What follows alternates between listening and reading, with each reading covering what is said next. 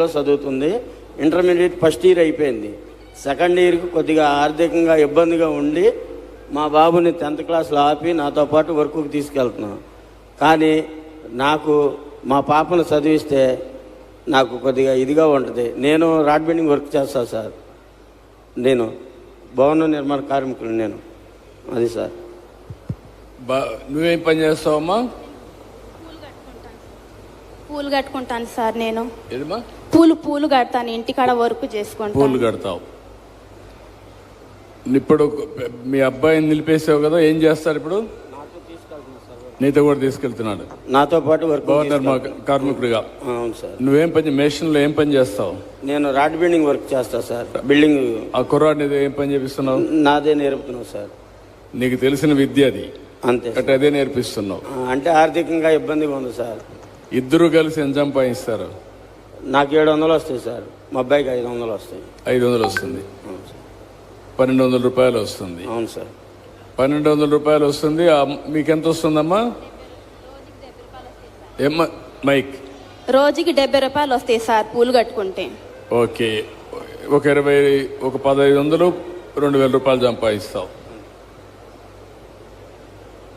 ఇది మీరు ఒక స్టోరీ విన్నారు. ఆ కుర్రవాడు చదువుకోనుంటే ఆ సమయంలో, సరైన సమయంలో ఎవరైనా హ్యాండ్ హోల్డింగ్ ఇచ్చి చదివించగలుగుంటే ఆ కుర్రాడు ఇంజనీర్ అయితే మనతో సమానంగా ఆలోచనలు వస్తాయి. ఆయన ఆలోచనలు ఆగిపోయినాయి. ఇప్పుడు ఆయన తండ్రి నేర్పించిన రాడ్ బెండింగ్ నేర్పించాడు. అదే శాశ్వతం అనుకుంటున్నాడు. రేపటి నుంచి దానికే తృప్తి పడతాడు.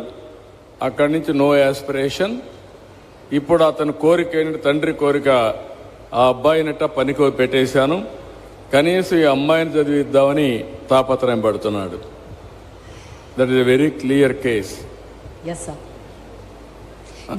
అమ్మాయిని ఏం చేయాలనుకుంటున్నావు? MBBS చదివేయాలనుకుంటున్నా సార్. మీరు ఒక కోరిక చూశారు. ఒక కొడుకుని నిలిపేసి కూతుర్ని MBBS చేసి డాక్టర్ని చేసి నా కుటుంబం కూడా డాక్టర్ అయ్యారని చెప్పుకోవాలనేది ఆయన ఆశ. అది చూసినప్పుడు బాధేస్తుంది. వాళ్ళు చదువుకోలేక కాదు, అవకాశం లేక. ఏంటమ్మా నువ్వేమనుకుంటున్నావు? నువ్వే నీ పేరు చెప్పమ్మా. దగ్గర పెట్టుకో, మైక్ పెట్టుకో, మాట్లాడు, ఫ్రీగా మాట్లాడు. చెప్పు. నా పేరు అలేఖ్య సార్. అలేఖ్య, ఏంటి బాగా చదువుకుంటున్నావా? చదువుతున్నాను సార్. దగ్గర పెట్టుకోమ్మా, ఫ్రీగా గట్టిగా మాట్లాడు. బాగా చదువుకుంటున్నావా? బాగా చదువుకుంటున్నావా? చదువుతున్నాను. ఏం కావాలనుకుంటున్నావు? Doctor sir. ఎందుకమ్మా అనిపించింది నీకు డాక్టర్ కావాలని? పేదవారికి సహాయం చేద్దామని.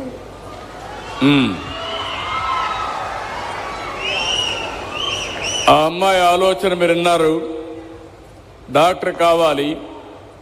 తండ్రి కూడా చెప్పాడు, ఇరుగు పొరుగు కూడా చెప్పుంటారు. కానీ ఆ అమ్మాయికి ఒక ఆశయం ఉంది. ఆ ఆశయం, నాతో పుట్టినటువంటి పేదవాళ్లకు వైద్య సేవలు అందించాలనేది ఆ అమ్మాయి ఆశయం. మీరందరూ గట్టిగా చప్పట్లు కొట్టి అభినందించాలి.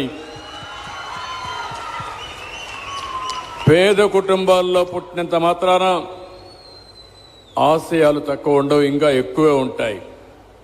ఓసారి వాళ్ళ జీవితంలో ఆశయాన్ని నెరవేర్చుకోవడానికి సరి అయిన వనరులు లేక, సరి అయిన సమయంలో సరి అయిన సలహాలు లేక వాళ్ళు చేయలేకపోతున్నారు. అది ఆ అమ్మాయి కోరిక మీరు విన్నారు. నువ్వేంటి తమ్ముడు, నీ పేరేంటి? నా పేరు గణిప్రకాష్ సార్.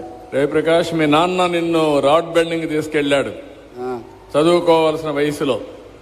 అంటే డాడీ ఒకరే కష్టపడుతున్నారు కదా, అందుకు హెల్ప్ చేద్దామని. నీకు కోపం లేదా? నాకైతే కోపం వస్తుంది. అంటే కొడుకును చదివించవలసిన సమయంలో మీ నాన్న చదివించలేకపోతే నువ్వు బాధపడేది వదిలిపెట్టి నీ తండ్రిని నువ్వు సపోర్ట్ చేస్తున్నావు. మా అక్కని చదివేస్తున్నారు కదా సార్. మైక్ దగ్గర పెట్టుకో. మా అక్కని చదివేస్తున్నారు కదా సార్. అంటే నువ్వు త్యాగం చేసి మీ అక్కను చదివిస్తున్నావు. సేమ్. నీకేమనిపిస్తా ఉంది? నాకు మా అక్క డాక్టర్ కావాలని ఉంది.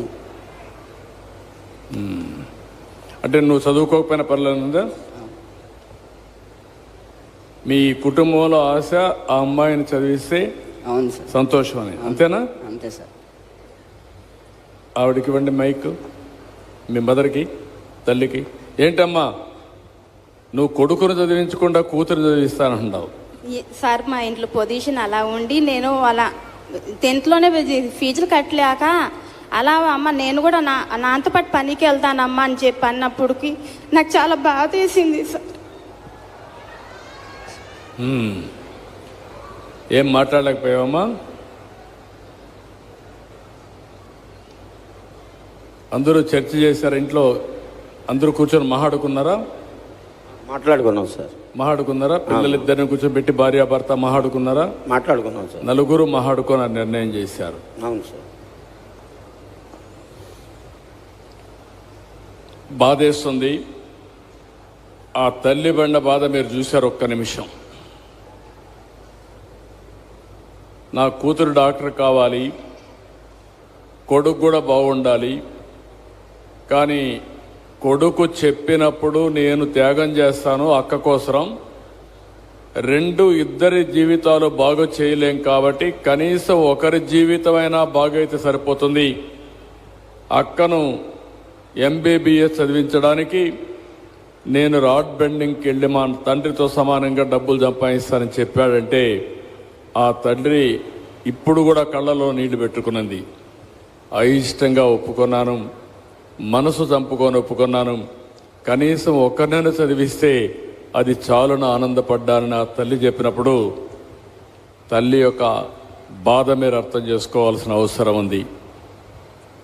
ఇది ఒక కుటుంబం యొక్క బాధ కాదు, ప్రతి ఒక్క కుటుంబంలో ఉండే ఆలోచనలు, బాధలు, యాస్పిరేషన్స్. అవి సాధించలేకపోయినప్పుడు మొట్టమొదటి మీరు చూశారు, కుటుంబం అంతా కూర్చొని ఆలోచించి ఆ అమ్మాయిని MBBS చేస్తే కనీసం త్యాగం చేయడానికి తండ్రి కొడుకు ఇద్దరు సిద్ధంగా ఉన్నారు. ఒకవేళ రేపు ఆ అమ్మాయికి సీట్ రాకపోతే కొడుకు త్యాగం చేసినా ఆ అమ్మాయి MBBS చేయలేకపోతే ఉన్న ఒక్క ఆశయం కూడా నెరవేర్చినప్పుడు ఆ కుటుంబం ఏ విధంగా బాధపడుతుందో మనం ఆలోచించుకోవాల్సిన అవసరం ఉంది. ఇలాంటి కార్యక్రమాలు చేయడానికే నేను ఈ కార్యక్రమాన్ని తీసుకొచ్చాను. నేను మాట్లాడేటప్పుడు మిగిలిన విషయాలు మాట్లాడతాను. మీరందరూ గుర్తుపెట్టుకోవాల్సిన అవసరం ఉంది. మనం అందరం అనుకుంటే ఇది అసాధ్యమా అని అడుగుతున్నాం. సాధ్యం. ఏ విధంగా సాధ్యమో అందరి మాటలు విన్నాక నేను మాట్లాడతా.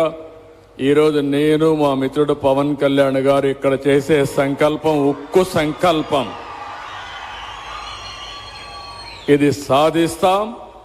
ఏ విధంగా సాధిస్తామో ఎన్డీఏ తరపున అటు నరేంద్ర మోడీ గారి యొక్క సహకారం ఉంది, ఇక్కడ జనసేన ఉంది, తెలుగుదేశం పార్టీ ఉన్నాం, ముగ్గురు కలిసి ఎన్డీఏలో ఉన్నాం. ఎన్డీఏ తరపున ఏం చేయబోతున్నామో ఒక నిర్దిష్టమైన ఆలోచన మీ ముందర పెడతాను. దీన్ని సాధించే వరకు అవసరమైతే మా జీవితాలు అంకితం చేస్తామని మరొకసారి మీ అందరికీ విజ్ఞప్తి చేస్తున్నాం.